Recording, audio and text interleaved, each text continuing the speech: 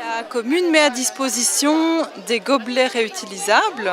Expliquez-nous un petit peu comment ça fonctionne, parce qu'ici sur le site, il n'y a aucun gobelet jetable. Depuis quelques mois, en fait, la commune a acheté des gobelets, les a personnalisés donc, avec les thèmes de la commune, et les associations les utilisent pendant les événements, que ce soit des festivals comme aujourd'hui ou alors des plus petites organisations comme des festivités de quartier, des soupers d'école. Alors vous faites des smoothies au tailleur, expliquez-nous un petit peu ça. Alors le concept c'est que nos guides et nous-mêmes on a été dans les magasins et sur les marchés. On a été chercher les fruits invendus en fait, donc qu'ils allaient jeter simplement.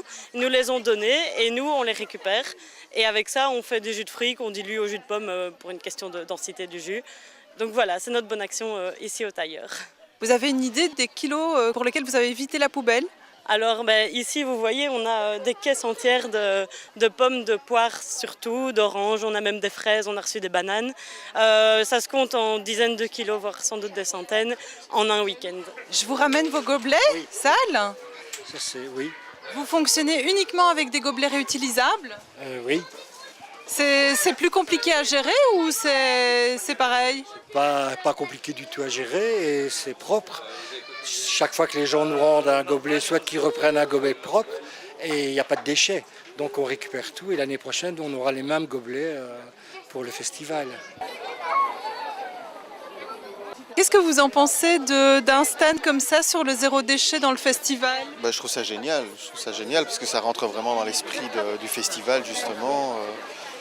On voit qu'il y a des petits stands à gauche, à droite de recyclage et tout ça. Donc une belle journée comme ça avec les enfants, c'est conscientiser sur la vie, sur ce qui se passe autour de nous, sur la surconsommation qu'on a au quotidien et laquelle on ne s'en rend pas compte. Toi, tu as fait du dentifrice.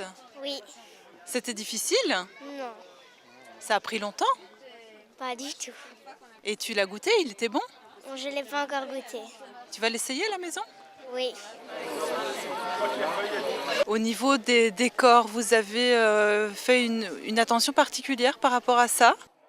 Oui, alors nos décors, on essaye de les créer à base de matériaux de récupération et donc on enrichit ces décors d'année en année, on les réutilise et on récupère toute une série de choses. Donc parfois ce sont des cajots en bois, parfois des bouts de bois qu'on assemble.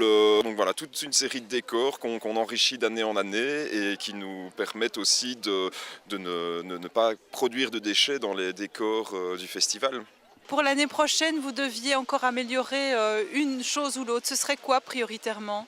Alors, on réfléchit à améliorer notre signalétique. Donc, on aimerait vraiment avoir de beaux panneaux qu'on puisse réutiliser d'année en année. Donc, ça, c'est quelque chose qui nous tient à cœur à mettre en place pour l'année prochaine. Si vous deviez vous adresser à d'autres organisateurs de festivals, en plein air comme ici, qu'est-ce que vous leur diriez? Le zéro déchet, c'est possible?